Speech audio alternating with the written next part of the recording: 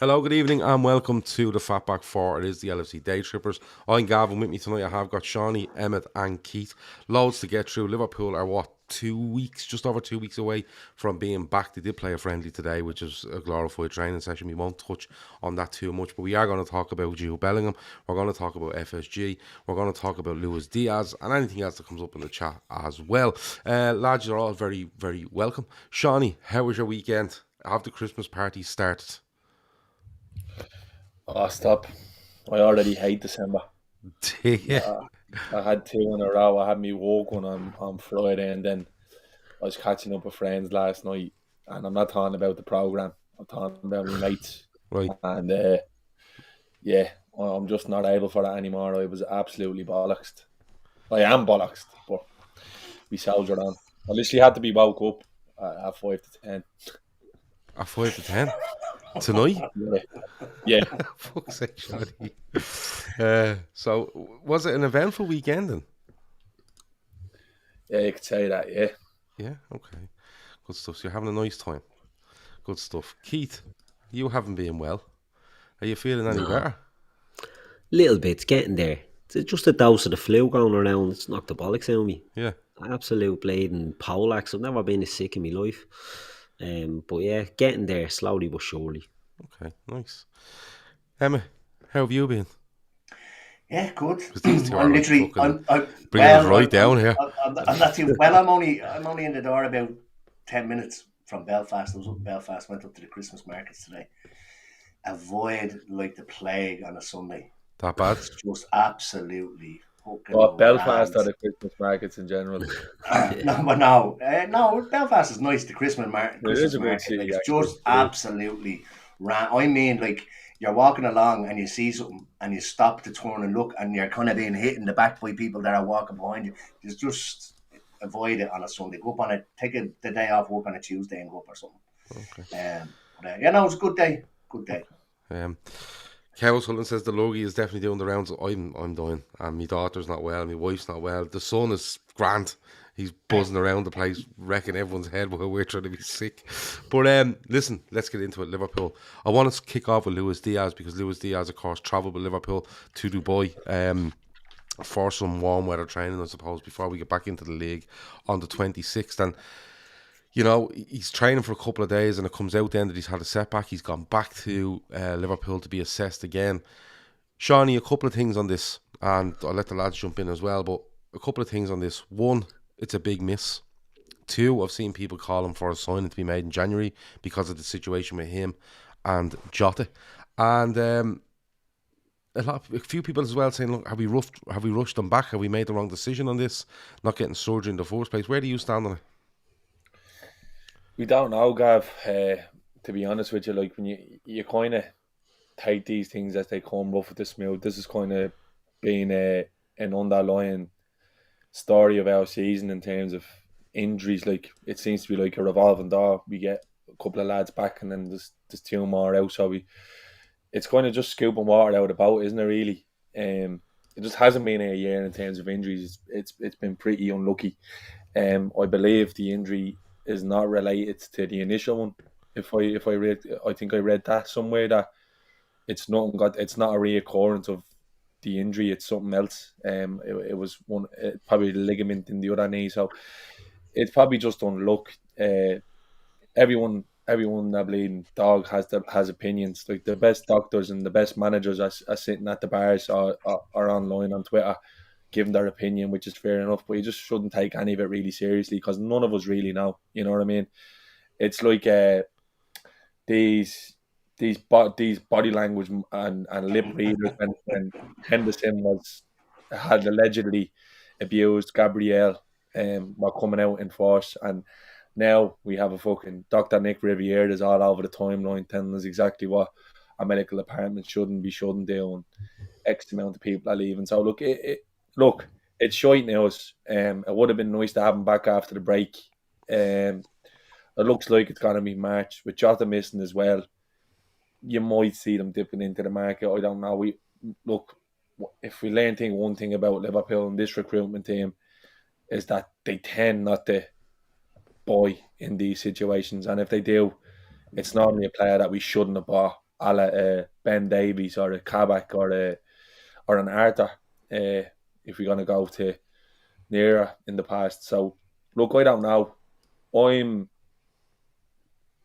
kind of in the category now where, like, I'm starting to kind of write this season up now in my head with just how it's played out. Now, that's not to say we can go on and have a good, strong second half of the season, but I feel like injuries have hampered us to the point where it's going to be tough for us to meet our targets, I think. And when I say targets, I mean win trophies. I still think we can we can make top 4 handy, because look at Arsenal. Jesus is out for 3 months.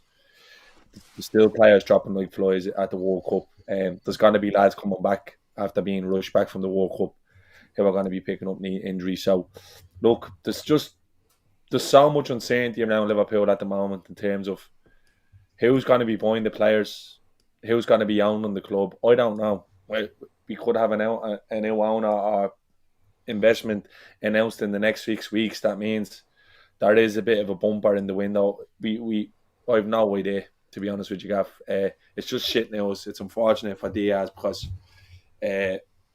it was a player that I felt would really make a difference to us, especially in those Real Madrid games, which is the ones that we should be kind of looking at now. Keith, there has been a little bit about Luis Diaz, and I had not an argument, a discussion, I suppose, on Twitter with someone yesterday who's just completely pissed off with Liverpool's medical department. Was basically saying, look, the players being rushed back and they're making the wrong decisions, this, that and the other. And my argument to it was, look, it's not only Liverpool that do this. Like, Liverpool will have people outside of the club assessing Luis Diaz. Like, he's a massive asset to them. The decision on surgery or no surgery wouldn't have been made by Liverpool Football Club. It would have been made by a surgeon who would have probably looked at it. But the rights are wrong of it, Keith. Seany talking about a second half of the season where he can be strong and maybe win a trophy, or he doesn't know. But does that mean that Liverpool have to go out and sign somebody? Because my argument behind it all is, we're a little bit short up front with those injuries to him and Jota, and you mightn't see both till probably February or March. But who are you going to sign that can come in, be better than what we have, right? And make part of this squad over the next year, 2, 3 years, because you're not going to get someone better as a short-term fix, are you? No, so the only alternative is you bring forward a player that you might have looked to do in the summer, but who's that player? Do you know what I mean? Like, who is it? I don't know. Is it, I suppose, did Bobby get an extension, or there's talk of a Bobby extension, isn't there? So maybe they're not going to look to replace him. I don't know. This Wilfred Zaha talk is coming out. I just don't know what they're going to do, because Seany touched on it there. We don't want a Ben Davies or an Ozan Kabak or an Arthur Mello. We have to get back to making the right signings, the smart signings, and I just don't know where this one is going to come from. And we can all lash names into the hat. Cody Gakpo gets a lot of mention. Don't know if he's the right one. Kev O'Sullivan saying Mohammed Kudus. I don't know. Like, I don't know what these options will be. Like, this again, we're just plucking these names out. Are the targets? Are the club interested? Who knows? But the reality is, we're going into the second half of the season now, and as Seany said, the big Real Madrid games would have been nice to have options in that game. We don't have them as it stands, so maybe the club do need to do something, because Mo Salah, Darwin Núñez, and Roberto Firmino, that's it. Fabio Carvalho, I suppose, is an option in games where maybe not the Real Madrid game, but in league games that you can bring him in. But the reality is, and look, I'll say this half in jest, but half in reality, is Alex Oxlade-Chamberlain is our answer. You know what I mean? Like, Alex, he's going to be the one that we're told is a new signing. And Naby Keita can play on the left side of a front three. So he's going to be like a new... So this is what's going to happen. Like, this is what's going to come out. Play football. He made a comeback today. He done well, yeah. 30 minutes, fair play. But this is what's going to be given. This is what's going to be spouted out as being the options for the rest of the season. And this is why... Well. There you go. Holy Jesus. That's one of them boys, is it, that you do, and then you're like, oh, I regret that instantly. He's sending that to me by Chris Kendall. He is. But it's the reality is, I think that Jurgen Klopp, whether fans like it or not, Jurgen Klopp would probably rather just go with what he has and you use the players that are there, whether we like it or not. Klopp, if history tells us anything, it's that Jurgen Klopp will see more in the likes of Ox and Keita than we will as fans. And I think if the right player isn't available, I can't see a short-term fix. I can't see who the big money signing is. Kev Ball, Gakpo will be 50 to 60, and United are going to be all over him as well, aren't they? So, I'd rather give that Doak lad a few games than spend money, to be honest with you. But see, that's exactly it, like, because... And people turn around and say he's too young. I don't care. You can't tell me he's too young. Look at some of the players performing at the World Cup. From what I've seen at Doak... But it's part of giving Doak, Seany, a chance, in your mind. Does that bleed into where you're saying, like, you're partially writing off the season in your own mind? So the idea of bringing Doak in is kind of part of that? Yeah, 100%, because you need to look at it right. Wilfried Zaha, like, I get it. I think he's a good player. I think he's always been priced out of moves at Palace, and it looks like he's running down his contract. So I think that just might be kind of a link of convenience. You know what I mean? He's a low hanging fruit at the moment with the media, because they know there's so little room to move with Zaha in terms of, is he going to sign a contract, which it doesn't look like it. So it's easier to link before us. Like, I'd rather give Doak a chance than go buying a fella off a whim coming off the back of a World Cup. Yeah. Especially the likes of man Gakpo. Like, people saying in the chat they're relying. No, we're not relying on. We wouldn't be relying on Doak. Like, it's not that we'd be relying on Doak. He'd be playing minutes. That's all he'd be doing. You need to kind of look at it. A 16-year-old to get his top 4. Look, listen. No one's saying that. What's your answer? Because you can't turn around and go, because we don't know what the story is yet with investment.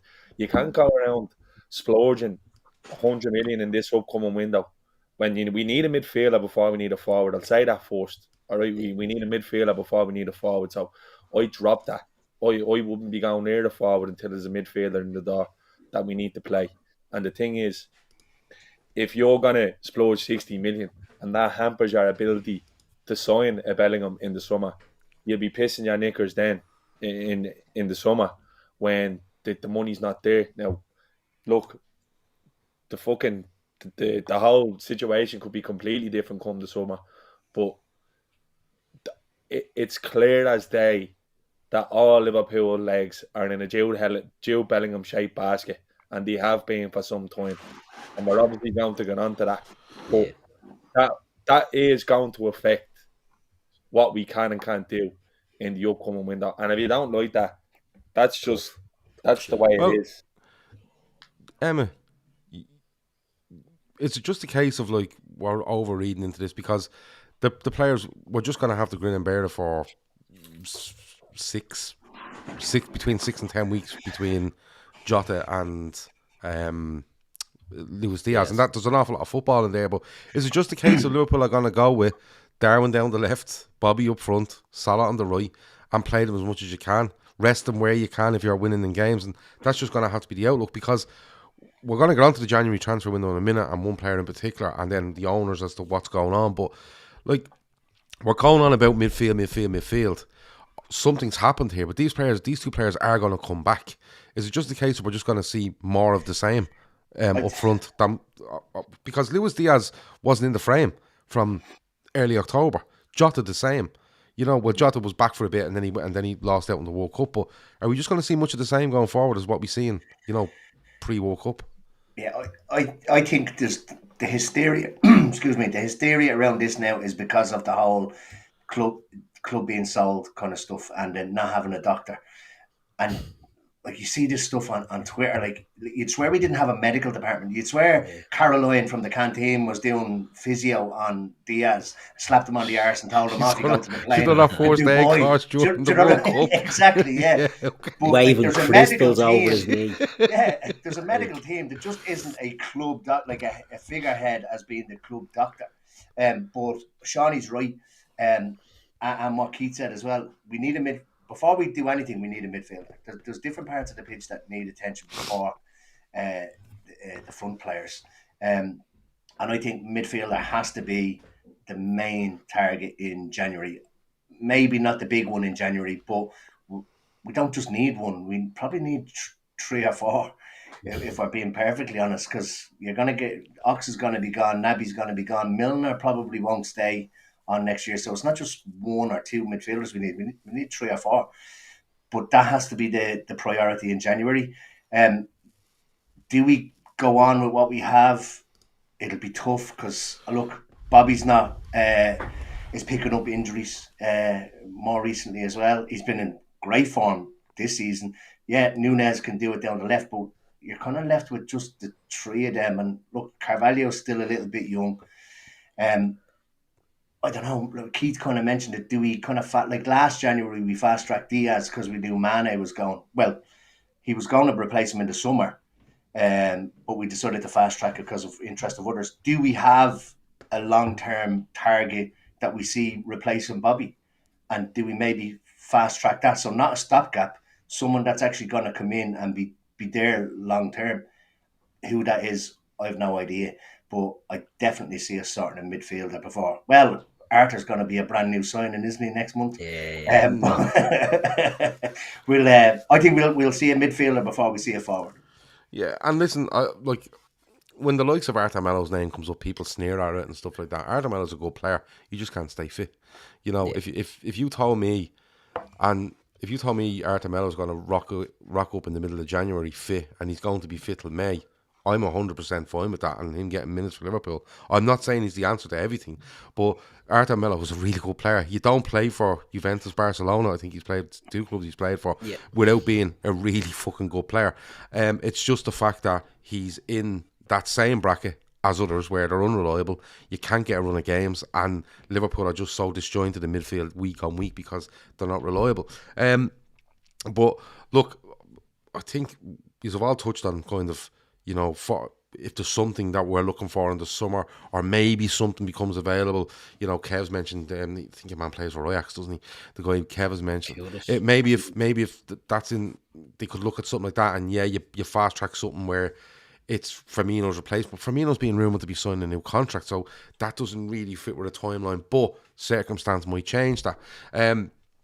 But I can't see it happening. And I completely understand there's people in the chat and they're frustrated by the fact that, look, they're going to gamble again, they're going to try to get top 4 again. Now, the gamble paid off kind of the last time, but it was very fucking rocky.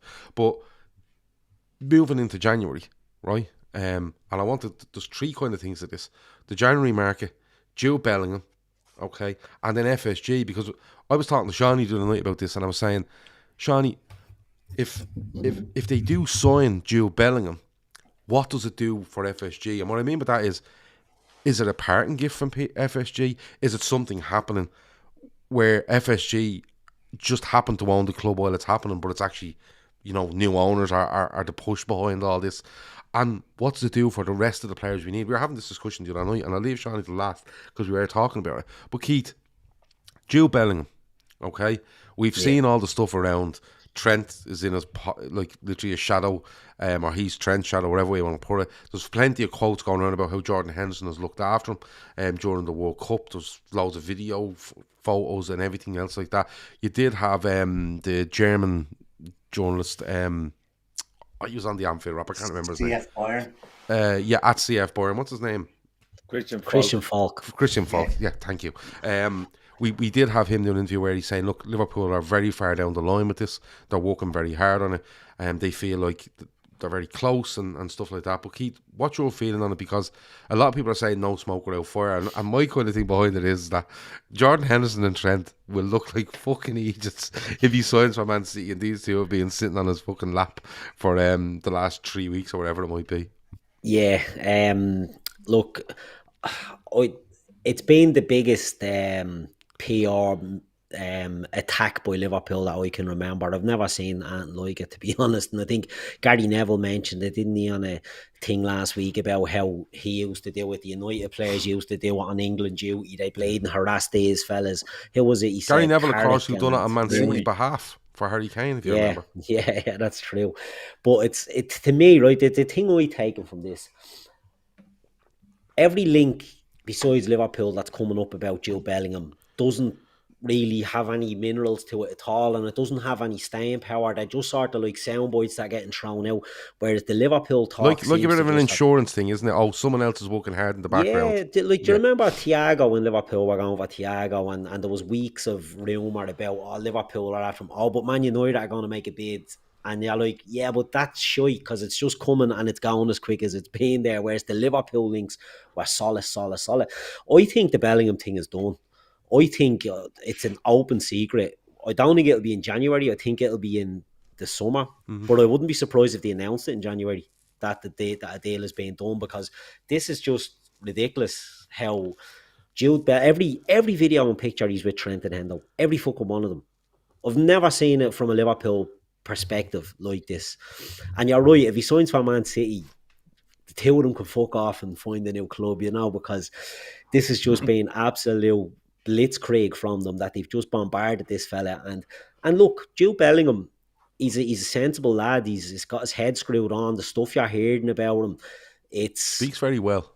he speaks very well. He's very mature for a 19-year-old on the pitch. I don't know what he's like off the pitch, but he does speak very Off the well. pitch, he speaks very well. On the pitch, Yeah. he was losing it a bit last night, and I had no problem with it. He was kind of trying to G everyone up a little bit. He's trying to be a leader. He's 19, Yeah, a little bit, you know what I mean? And that's the thing. Like, he's absolutely like, everything we're hearing is Liverpool. And look, we're all just worried that it's not Liverpool. Do you know what I mean? I think we're all just programmed to get blamed burnt on this one, that it's not going to be Liverpool, that they're not going to pay the money. I think FSG are going to pay the money. I think it's going to be a stupid amount of money. It's going to be too much money, but only time will tell whether that's a good deal or not. But I think Liverpool are going to sign Jude Bellingham. I don't think it's going to be in January. I think it's going to be an absolutely huge transfer, and I think it's going to be one of a transformative one along the lines of Alisson and Van Dijk. But I don't think it's going to happen in January. You know what I mean? I don't think he's going to come into our team in January. And I think you're hearing all the talk as well that Bellingham's going to ask for a move as well. Like, everything you're hearing about this just is pointing. I don't think you have to. Like, you need to look at, compare it, right? So, like, the Dortmund, the conveyor belt goes on, but compare it to this time last year, what was going on with Haaland. We knew how much his dad wanted, we knew how much his father wanted, and we knew what sort of wages it would command to get him. Yeah. You haven't heard anything like that from the Bellingham camp, because it's not about money. Yeah. Like, we all knew exactly what it was going to take to get Erling Haaland. And it was literally just made clear that there's only 2 or 3 teams in the world who are going to pay what they need. We haven't heard anything from that. It's being vehemently denied that he even has an agent. It turns out he hasn't got an agent. His dad looks after the deal. We heard what happened with his dad and Ed Woodward at Manchester United.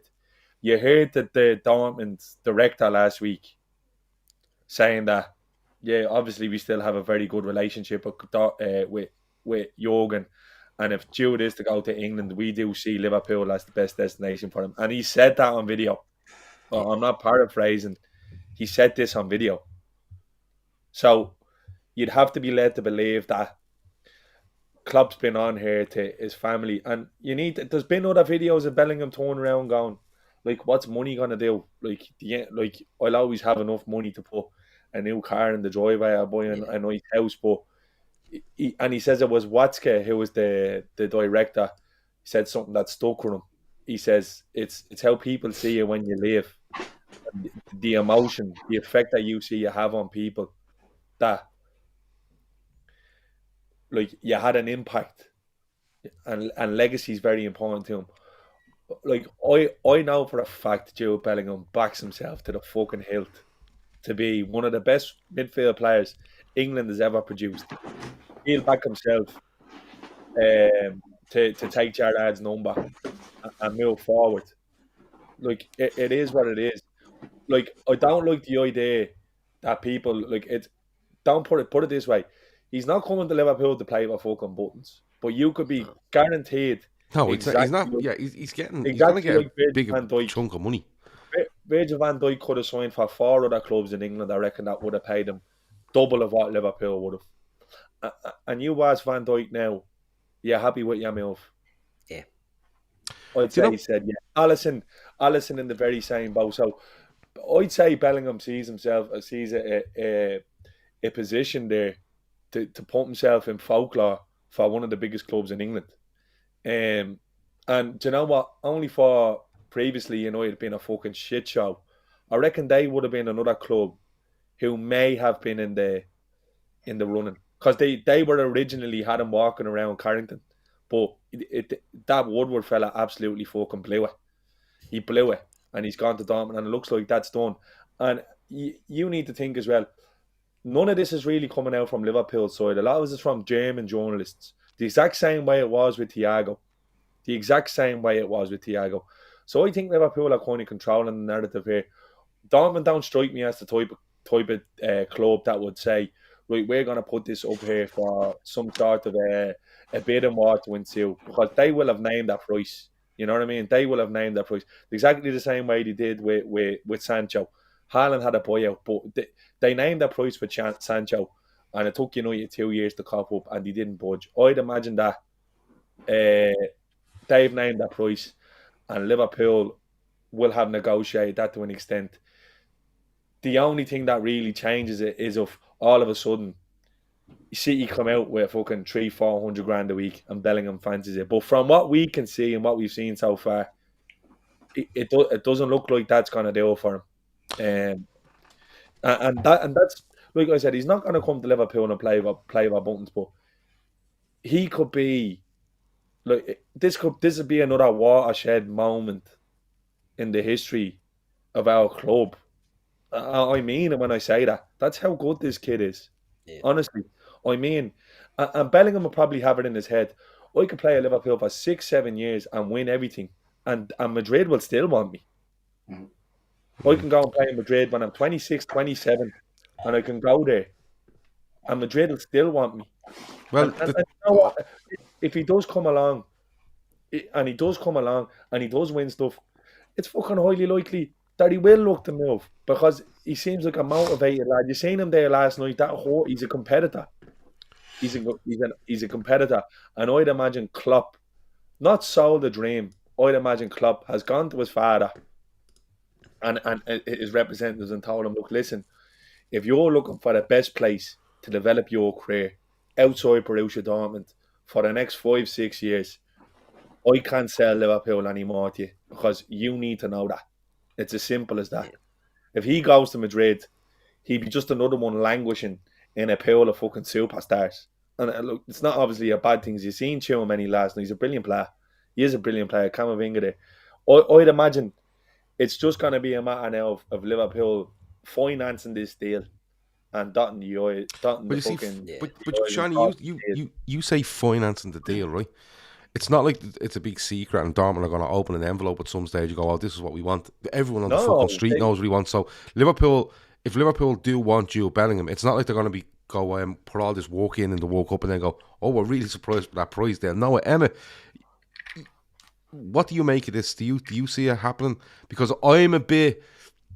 I'll give my thoughts in a minute. I can't, unless Dortmund have lined up 2 or 3 players, which they usually do. You know, the usual. They're going to Dortmund in the summer, and this might have happened already. There might be a couple of names out there, Emma. But is it just a case of this, very badly kept secret will be very badly kept until the end of the season, and then he'll be announced as a Liverpool player? Where do you sit with it? I think you could see an in principle statement made in January. Okay. To say that there's an agreement in place. I don't. Everybody's talking about 150 million, and so I see it still being between 100 to 120. I know that's still an awful lot of money. I read an article there not so long ago, and it said that Dortmund were were continually trying to get him to renegotiate his deal so that they could put in 150 million release clause euro in his deal. Yeah. So like they obviously up till then were panicking about what price he was actually going to go for. Yeah. So I don't think it's going to be the price that it's going to be a hell of a lot of money, and he's well worth it, by the way. I don't see him going for the 150 that everybody's spouting, but I see it maybe happening, like Keith said, announced in. He won't be beside a Christmas tree like Van Dijk held the Liverpool jersey, but there'll be some sort of statement made coming up to the transfer window that a deal is agreed in principle. Bear in mind as well that we're all saying that we're seeing these pictures of Hendo and Trent with him. These journalists could have just chosen to release those photographs. They may have loads of other photographs with them with other England players or Foden or whatever. These will release these pictures to push a narrative as well, and clicks and likes, etc. But the thing is, I think there's too much. Like Keith said, there's too much. The Luke Shaw interview was very telling. Yeah, the Luke Shaw thing is, but you see that's what I was going to say, Shawnee. If they could be just releasing those to make it happen, but then if they'd any sense, they'd wait 48 hours and then release another load of photos with him fucking holding hands, walking down the street with Phil Foden. Do you know what I mean? Or Kyle Walker giving him a jockey back or something, and then you get the double clicks on top of that. You have two clubs, fan bases going absolutely mad. But that's not really happened. Shawnee's right though. The Luke Shaw thing, I'll let him tell you about it in a minute. For me though, I felt for a little while that his destination is known. All right, I'm not saying it's Liverpool or anywhere else. I'm not predicting where it is. I feel like it's known, possibly since last summer. I think he's given Dortmund another year where they're probably going to hit their peak of value because he's 2 years left, maybe with an option to extend. But Dortmund know they're never going to hold on to him forever. This thrown into the mix makes you feel like Liverpool are working so hard now. And maybe Henderson and Trent know it all in the background. Listen, he's our player, and we're going to look after him. We're going to show him in advance as to how he's going to get looked after at Liverpool. Shawnee, the Luke Shaw thing though, you know, he speaks about it, and he's a Manchester United player speaking about it. So it's not like it's and Conor Cody's done a few bits as well. So you have Everton and United players, Shawnee, basically more or less telling you that Jude Bellingham just sits with the Liverpool lads. And you need another thing as well. Henry Winter let the cat out of the bag as well. Yeah, about 3 months ago, if you didn't remember. Yes. And Hank Winter is fucking basically, he's the MI5 of the FA. You know what I mean? He hangs around in there and he gets all the information. And it looked like a complete Freudian slip like that. He came out and said, I look forward to seeing Bellingham at Liverpool next year. And then they asked him, like, what's that opinion? And he just went radio silent. Like, he didn't say, that's where I think he ended up. He did say that. But Luke Shaw is saying that it's not a case of Hendo and Trent kind of sticking to him. He said he saw Bellingham kind of not leeching from Hendo, but you could see he was closely observing what he does in the morning, what he does in lunch, what he does before games, what he does after games, picking up everything, saying that for a young player at 19 years of age to be so invested in himself and his own development, that he said you can't really pick a better player than Jordan Henderson to be taking that from. So, and that was on TalkSport. That was Luke Shaw saying that. So, look, I think it's going to get to a stage, even in Spain, they kind of resigned to him signing by Liverpool. It said that Madrid are working on deals for Guardiola from Leipzig and the lad from Brazil, which are going to cost a lot of money. And they don't really see midfield as like something sort of like a priority area. So, look, it could be, the way it works in football is Dortmund, when people come to talk to Dortmund, they would say, look, this is already sort of tied up. The way it was with Van Dijk, the United in the 11th hour rush to get Van Dijk and Southampton just saying, it's well done. Like, you know what I mean? So it looks like it. Obviously, people will put their defences up and just kind of cover your asses by saying this and that and the other. But I just think the irony of it, that for the last 10 years, sections of the fan base have crowd for Jordan Henderson to be taken out of the team and replaced by a Jude Bellingham type player, and it's taken a Jordan Henderson type player to really help us manufacture this deal for Bellingham, because you're absolutely off your tits if you think Jordan Henderson hasn't done an awful lot of the heavy lifting on this one. I think we are literally the dream scenario for this young lad to come in. And to be honest with you, it'd be the same again. He comes in and operates at the level. And the thing is, he's 19. He's going to get better. I've watched loads of them in the World Cup just because he's fucking phenomenal, guy. Yeah, he's a midfield Mbappe. That's exactly. Well, I've watched loads of them because I've openly admitted not watching loads of them at Dortmund. You know, bits and pieces of them. But when I've watched them for England, he just gets around the pitch so easily. You know, he's physical, he's strong, he's good on the ball, he can dribble, you can see he can score. He scores with a header. The one for Kane's goal against Senegal, where he's just going through the pitch and they're trying to hit him, and he's just slaloming people, and then still has the sense to give it where it's meant to go. Last night he was everywhere for England. He was trying so hard, and he was getting in referees' faces, which was the most impressive thing for me, by the way. Actually roaring at referees, and really just as a 19-year-old, when you looked around, I thought Henderson had a good game, but Rice looked quiet. Walker, Maguire had to go with the referee once last night. The ref just went, shut up. And Maguire went, oh, I'm really sorry. Whereas right to the end, Bellingham was absolutely in everyone's face. And I loved it. And, you know, you say there that he could come to Liverpool in 6 years. He'd be whatever age and Madrid will still want him. I actually see Jude Bellingham as turning up at Liverpool. And yes, he could be offered more money at City, at Real Madrid, at PSG, at Newcastle if they wanted to throw mega money at him. But I think he looks at Liverpool, and this is where it comes down to. He sees himself, I think, as the next Steven Gerrard at Liverpool. 19, coming in, loads of experience, actually more experience than Gerrard had at that age, coming in and going, I'm in this midfield. And he loves Jordan Henderson, don't get me wrong, but he's probably looking there going, I'm taking over from him. And the other fella on the other side, Thiago, I'm going to take over from him as well.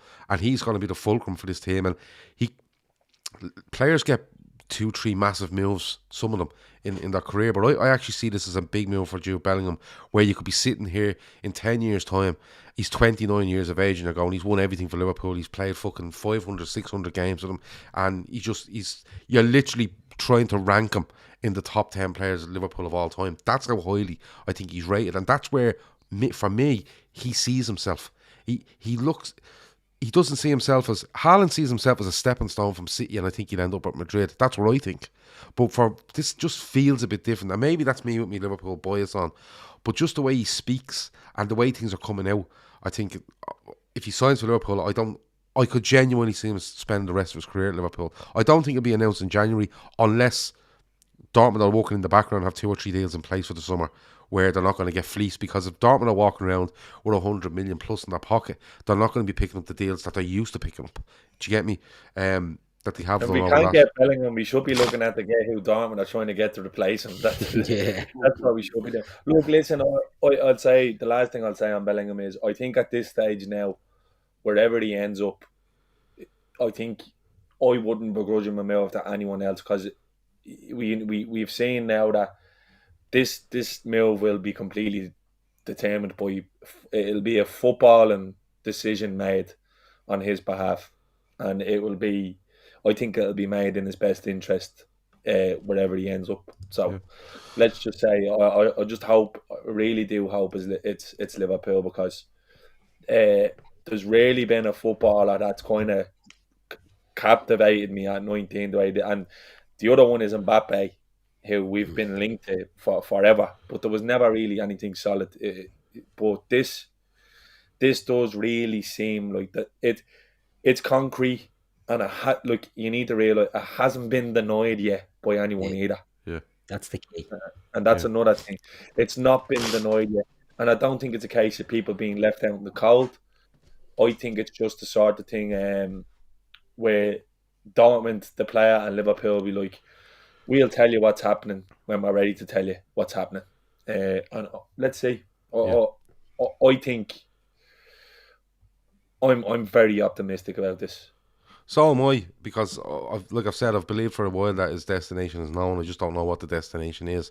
But the most evidence, with little or no denial from anyone, is being thrown at Liverpool, and there's just there's no fight back on that. Keith, we'll probably do a show closer to the end of the year where we look at January, because Liverpool probably will need to make a sign or two, and we've discussed Luis Diaz and Jota and the injuries there, and even Bellingham aside, we probably need to sign a midfielder anyway.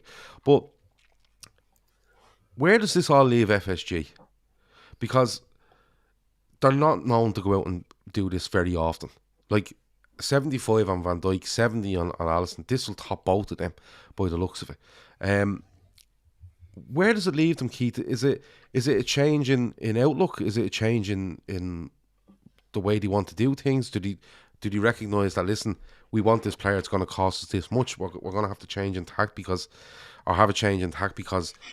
the way midfield is, the age profile of it, the reliability of it. Does this sound like to you like they're changing what they're trying to do, or is this a precursor for FSG won't be at this club very much longer, or an investment partial is coming in as well? Like, because you can make arguments for all of them. I think it's really interesting as to where it puts the ownership of the club. This transfer on its own, by the way. Yeah, it's an unusual one because I don't know which way the FSG thing is going to go, because are they going to sell the club?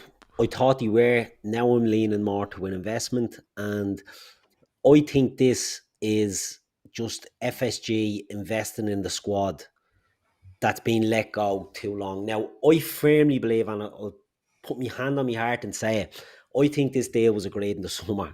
I think everything that's come out about this Bellingham thing, this is agreed, and Dortmund just said, look, I'm not going to do business now. I watched the thing on Amazon or one of them inside Dortmund, and it was Jadon Sancho, and it was all about Man United can come and bid all they want. We are not selling this player this year. End of story. And I think it's a similar things after happening here with Jude Bellingham. I think this deal is done. I think it's going to be done for about 80 million. I think the price is agreed. I think everything is done on this and it'll be announced. FSG, does it change anything with FSG? I don't know. I think, people always say, oh, I'm an FSG apologist and all. FSG sell Liverpool, I'm not going to be following them to see how they're getting on. I'm not going to be asking after them. Couldn't give a shiny shite about their them. FSG scarf, though? What would you do with that? It's going on eBay, but however. Right, okay. But they've been good owners. I think they're going to pump the money in to do this. And if they do look to sell, they're just adding to their investment. Do you know what I mean? So you can see why they're going to do it. It makes sense. Do you know what I mean? What do we need to do? We need to improve the playing squad. We've a great playing squad, but they've all sort of hit the wall at the same time, falling off a cliff a bit, and it needs to be refreshed and replenished. Where does it need to be doing that? In the midfield, fucking Stevie Wonder can tell you the midfield needs to be upgraded. So what are they being linked with? The best in class. They're being linked with the best young player, the best prospect most of us have seen. Do you know what I mean? We can rattle through the best young midfielders in the world, and we've spoke about them all already. Pedri, Gavi, Musiala. Bellingham's better than them all. Do you know what I mean? And this is one Liverpool have a chance of getting. We've said it here on this show. This could be a transformative deal, and I think it does go ahead. But I don't think FSG are stupid. People think FSG are stupid. They're not. They're very smart. They've been a bit tight with money. They could have maybe, released a few more quid at times when needed.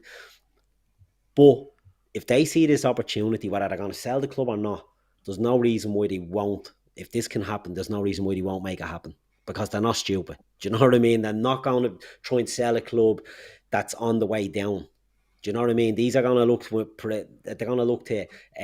protect their investment. They're going to look to protect their asset, and they're going to do the best thing to improve that. And Jude Bellingham is that. And not only Jude Bellingham, huge links to other players, like huge links to Enzo Fernandez coming out of Portugal that are coming from the same people that were breaking the Diaz and the Darwin Núñez.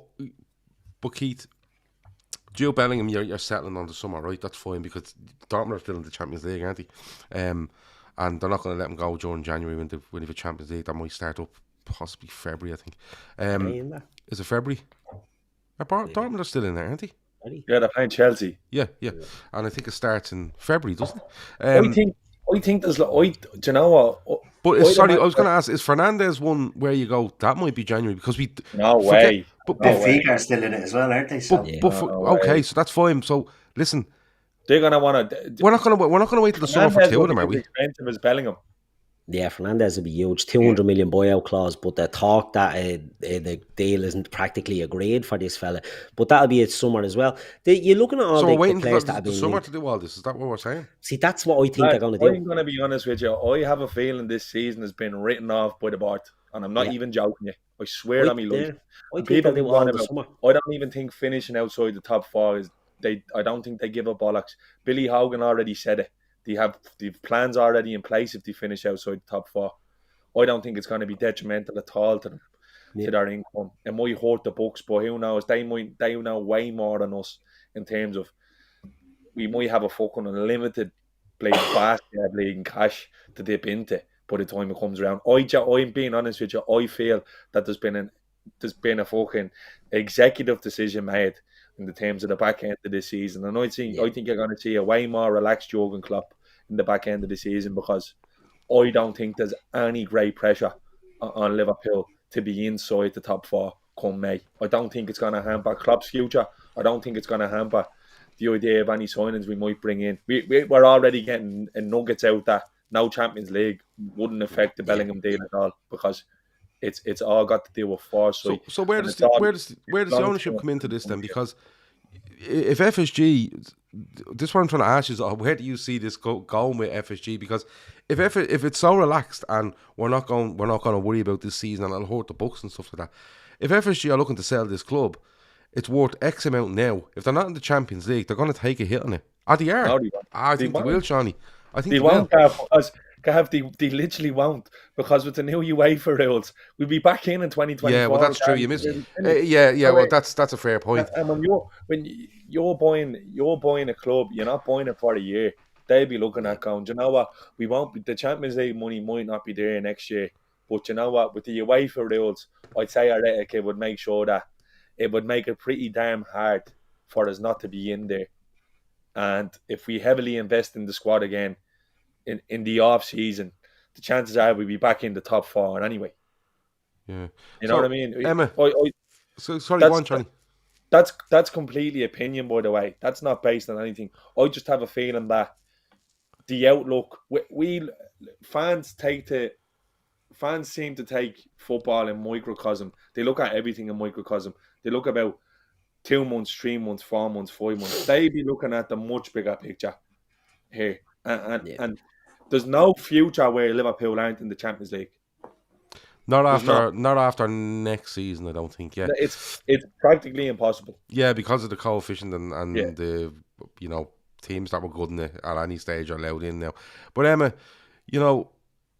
are we reading too much into this? Is it because people have called for Liverpool as a club to spend more, go out and spend more, go that extra yard, and they spent a lot of money, right? But they have a model where you take in, you give out, blah, blah, blah, blah, blah, right? We've said it a million fucking times.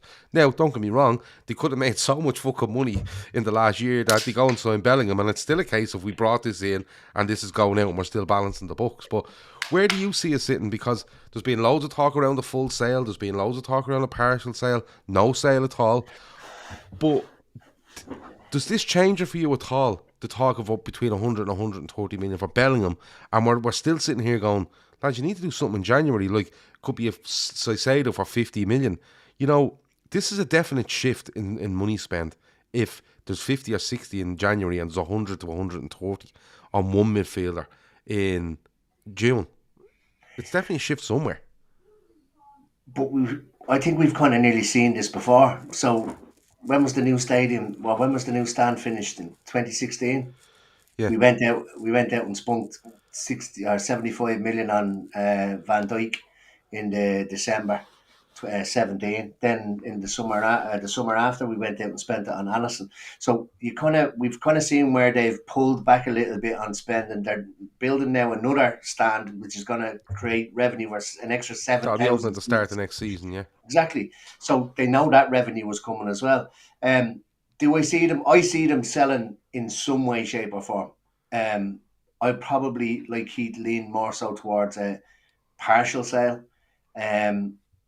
I don't think that's going to keep an awful lot of people happy, but it will probably give us a bit more of a war chest.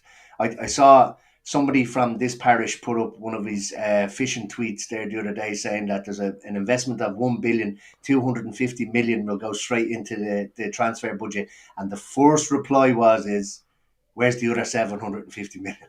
No, great, we're going to have 250 million. It was, where's the other 750 million? I was like, Jesus Christ, people are never happy. So no one's ever going to be fully happy, but I'm leaning more so towards partial sale with money to invest in the squad.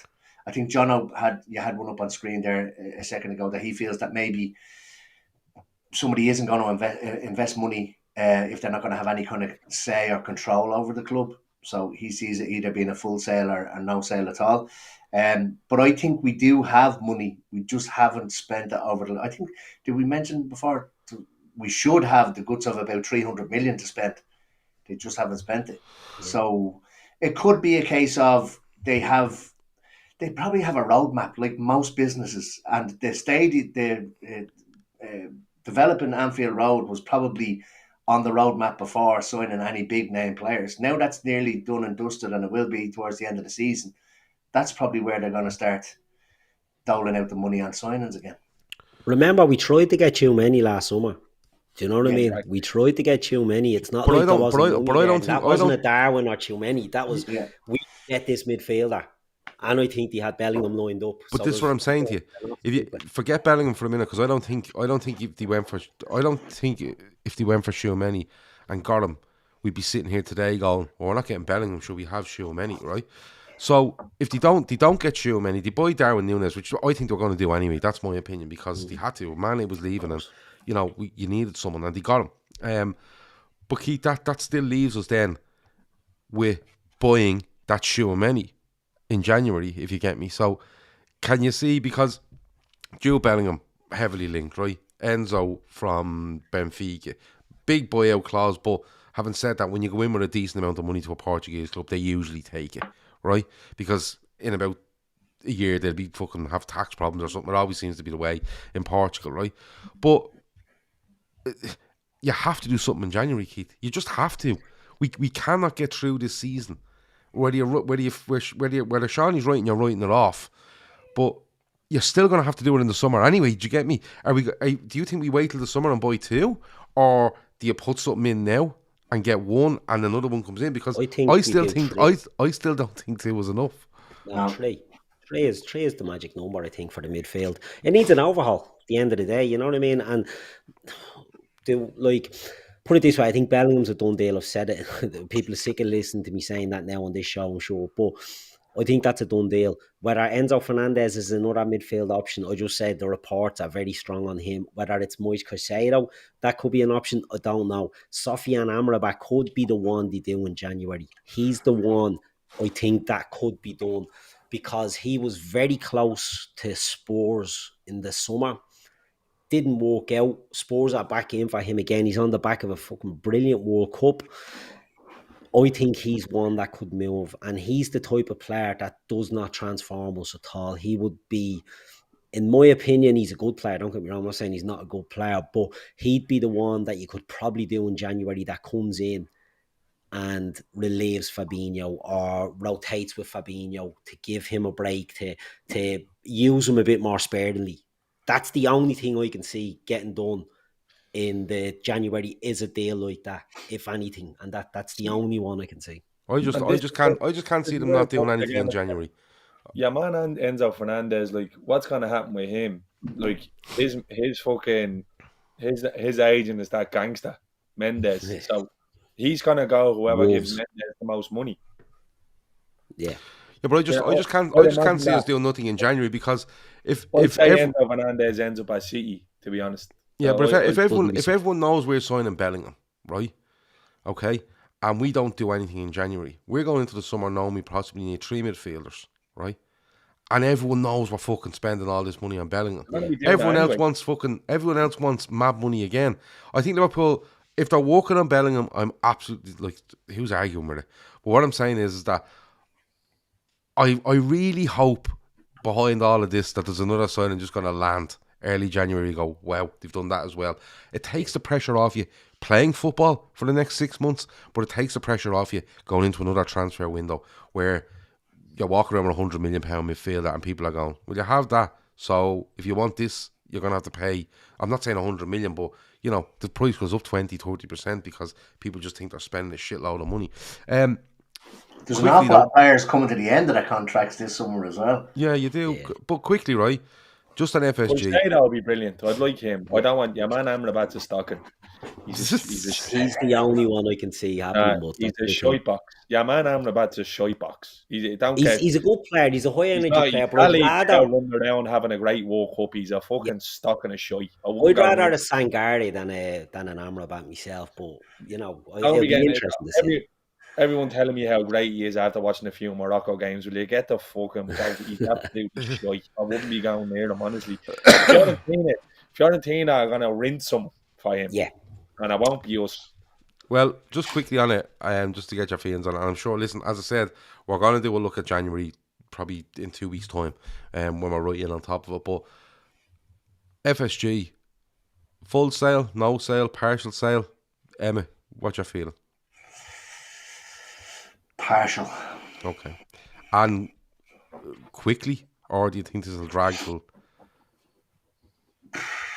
Were they not sold by the end of November? No. They were selling in November. They were selling in December. There's a fucking, I don't know. There's a bargain to be had in January, possibly. I kind of flip flop on this. I still think they'll be involved. So like a partial sale could still be somebody coming in and being the majority shareholder. And I think somebody, I don't know whether it was another podcast I was listening or this podcast, that somebody said that the FSG and Redbird will want to stick around for the TV money. So you could see a 51-49 or whatever way you split it. So Jono's point earlier on that somebody comes in and buys a stake within the company or within the club, it could be a majority share. So partial doesn't mean 10%. Do you know what I mean? Yeah, it could still be a controlling share. But I think it's probably leaning more so towards FSG having their finger in the pie somewhere along the line. Maybe not a majority stake, although. Yeah, because and it's a good point, because if you sell 60% of the club, you know, you're getting a shitload of money for it. You keep 40%, and if the value goes up and Super Leagues rock in, and remember, Super League will come in off a new owner's back, and you're sitting there as a minority, you're not getting all the hassle. But that comes in, TV deals, standard chartered, Nike, wherever it is, and in a couple of years' time, you go, well, our 40% was worth 1.2 billion, for argument's sake, right? Now it's worth 1.5. Do you want to buy the rest for office? You know, the sort of way. So yeah, there's the agreement that we signed for any of them. I think it's an argument for any scenario. Just want to see what you think. The agreement that we signed with UEFA to not push on with the Super League, was that signed by owners or by the club? Oh God, now you're getting a whole new rabbit hole. So if we sell to a majority that they're not bound by that. They'd have to honour that. They'd have to honour it. Okay. I'd say so, yeah. That'd be just it's a legal minefield. You know what I mean? You couldn't do that. Anyway, Seany, partial sale, full sale, no sale? I think we'll have new majority owners. Yeah. There's no way FSG relinquish all of that stock in Liverpool. I think it's way too big of a franchise to have on your, and that's the American word I'm using because this is the way they look at it. It's way too big of a franchise to have in your portfolio. And if you're looking to, I'd say what will happen, purely opinion, I think they'll relinquish the majority shareholder to big investment coming in. I think we'll have a new controlling owner of the club. There will be new owners of the club. FSG will still be in the background there somewhere, just to annoy certain factions of the fan base. I think them in that chat tonight. I think they will. I think they'll sell the majority. They'll hand over majority ownership to someone else, and I can see them investing in the NFL. I think the NBA. I think they're going for the NBA. But somebody was telling me on this a couple of weeks ago that the likes of an FSG can't invest in NFL? No, that's only with Redboard. Right. So that's the thing. But Redboard owns 10% of FSG. Look, it can be all turned out. They could just say, "Do you know what? FSG could be looking completely away from it altogether."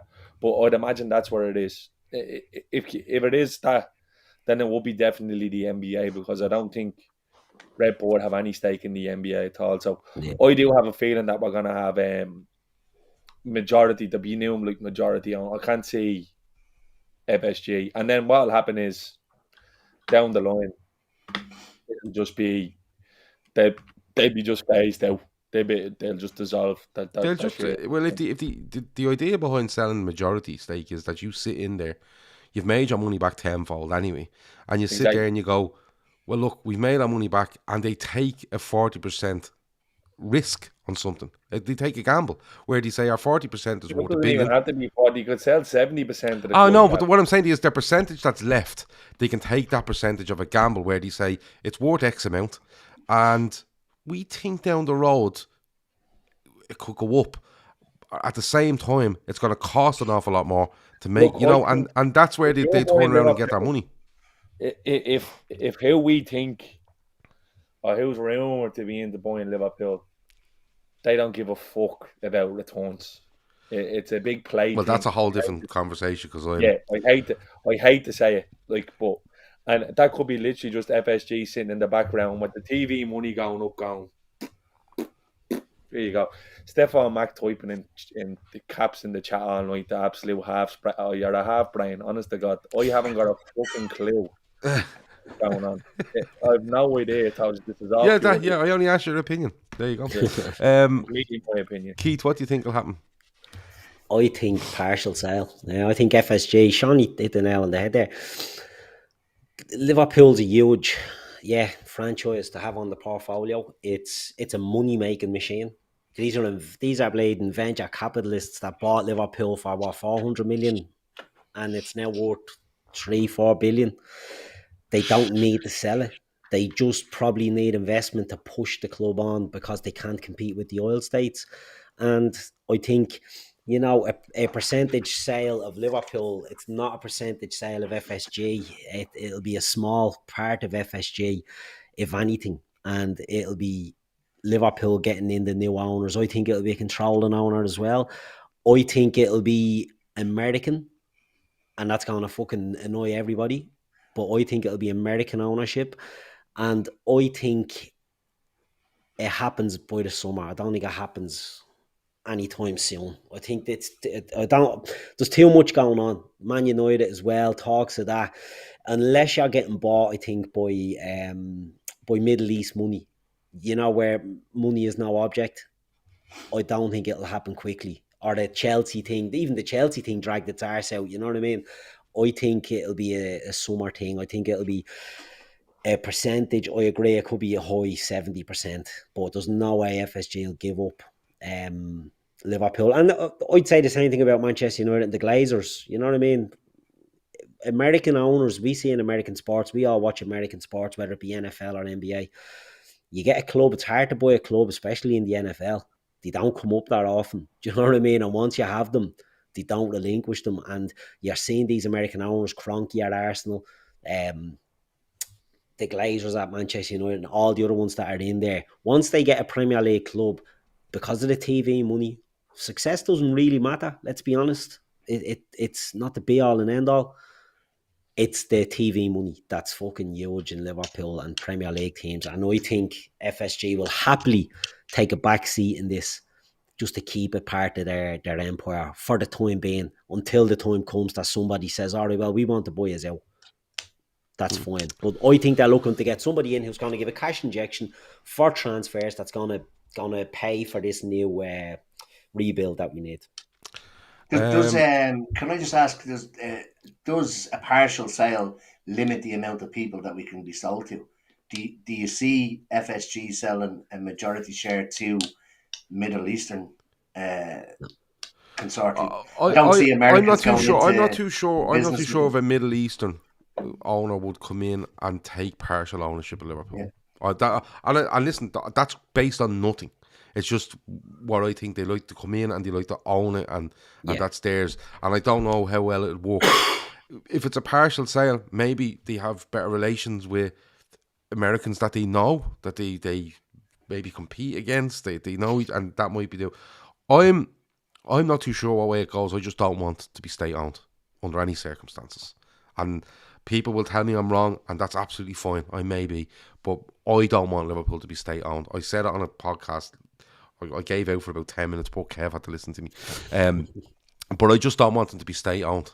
I just think the fabric of a Liverpool Football Club is not to be state owned, and I still have a huge problem with the narrative, whether you like FSG or not. And I'm still not on board with the narrative that Liverpool should pull themselves into line with the likes of Man City instead of Man City having been pulled into line with Liverpool regarding spending and stuff like that. Yes, there could be a middle ground where City should be spending less, or Newcastle in the future, or PSG, and there is a narrative where Liverpool should be spending more and you meet them somewhere in the middle. But I don't understand why Liverpool, as great as a club it is, should have to pull themselves into line with what I consider to be cheating within the world of football financially.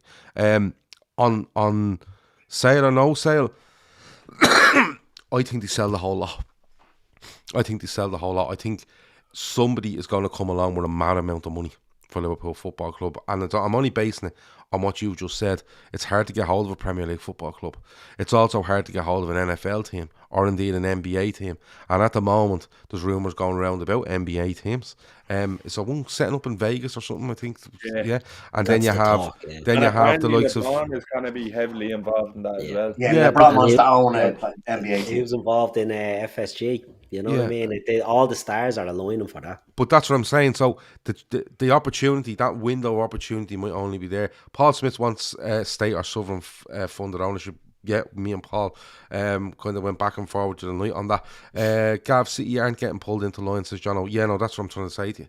They're not getting pulled into line. The narrative now is that Liverpool should go and do what City do in order to compete, and we've spent years asking what the fuck is going on with City, but now it just seems to be just, if you can't beat them, join them, which is just not right for me.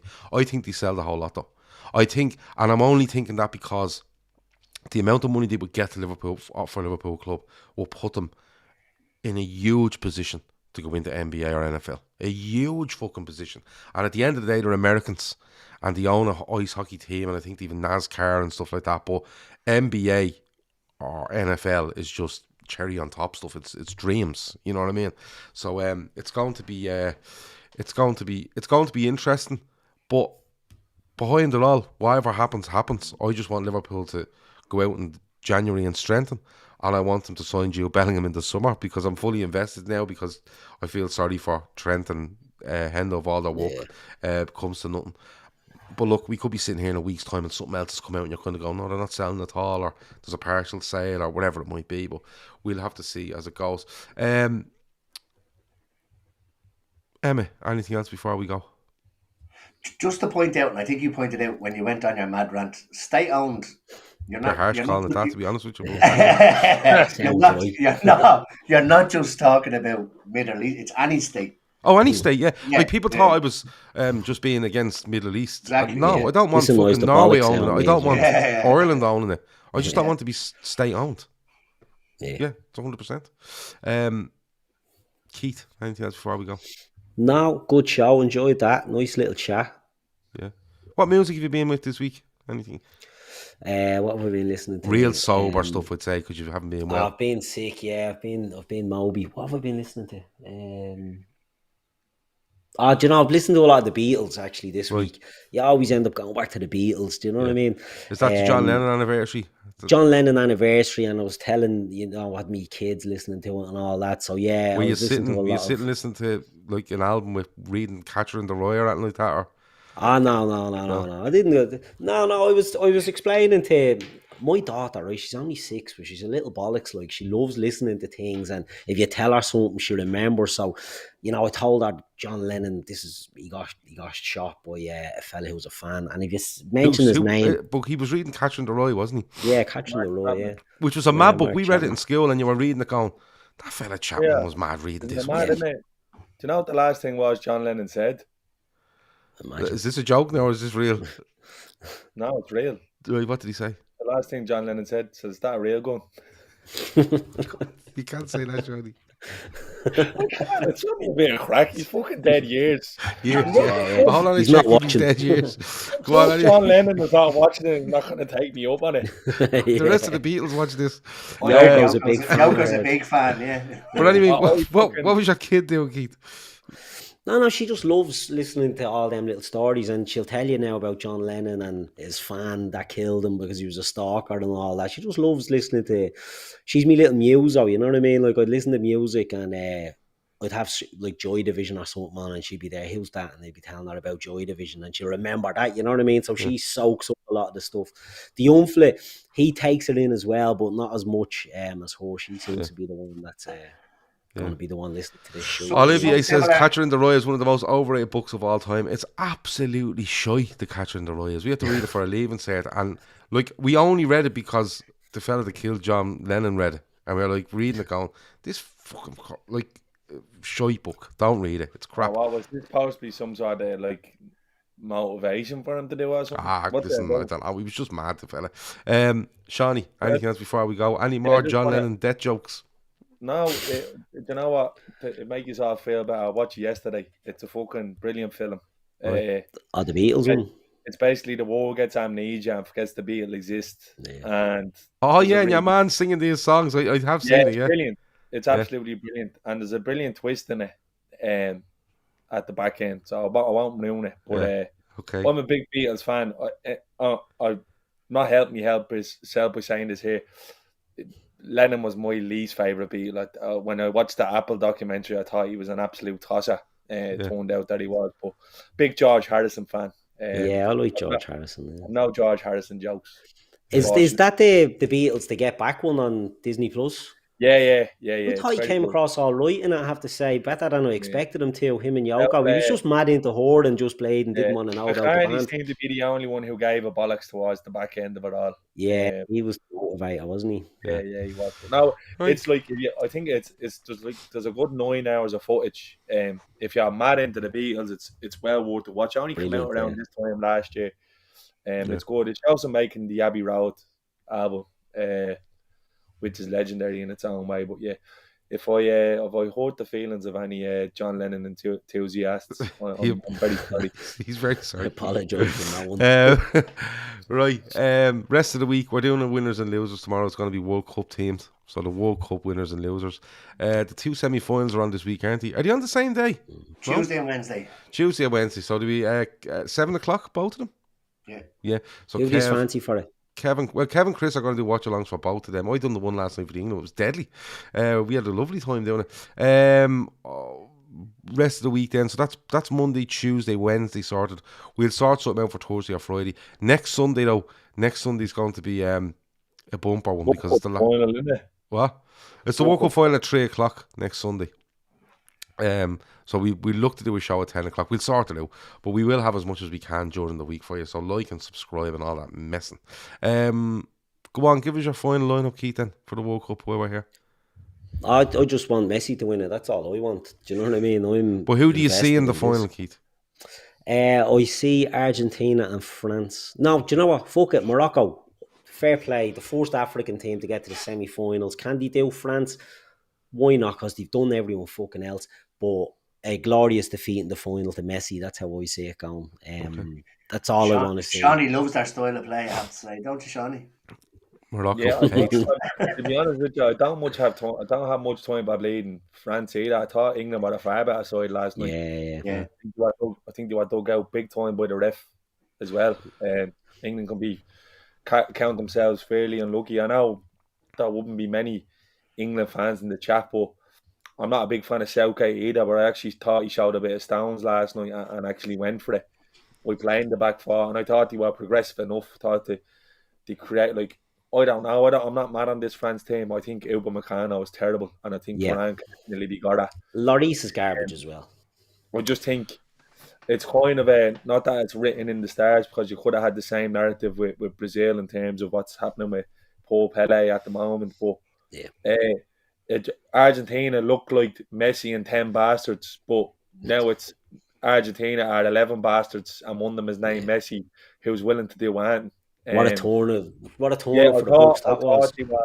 I thought they were far superior to the Netherlands the other night. They just kind of Just rocked for 10 minutes, didn't they? yeah. Look, and you know what? It's for all that's been said about this World Cup off the pitch. I think the football has been fucking brilliant. To be honest with you, Yeah, it's been good.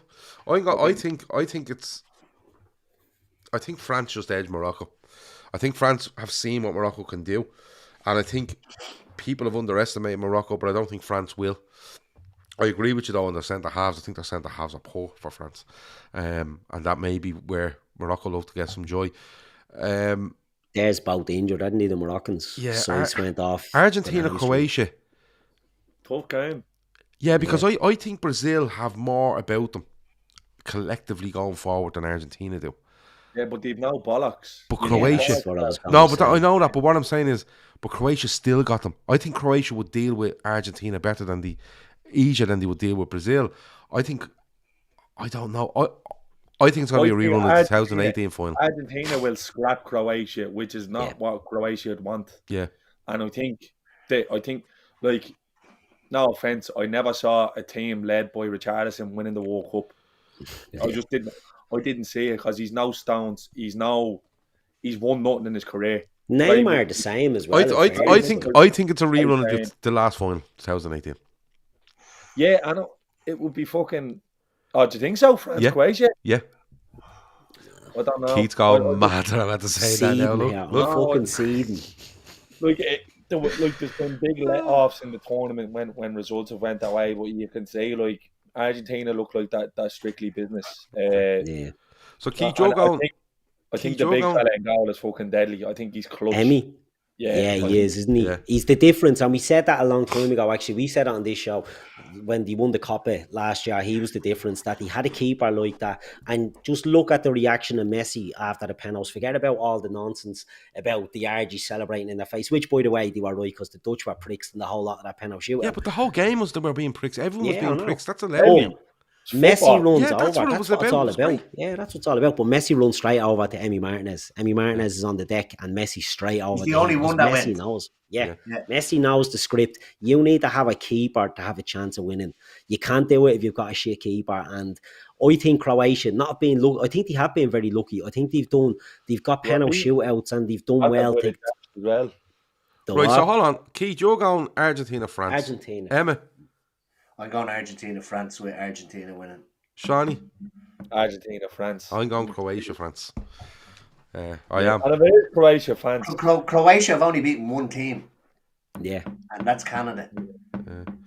Yeah, that's you know. Some of the, despite that shy football, some of the lads from Morocco have really impressed. Just not the fella in midfield. You said is a can of piss. Yeah, honestly, I think he'd be like the Salif Joe. You'd be getting hooked in by buying him, honestly. Come here. I want to ask you something. Did he play in England before? No, his brother. His brother did, Watford, wasn't it? Who did he play for? Watford. Do you know what, boys? I might be mistaken him then for Amrabat to play for. That's the wrong one.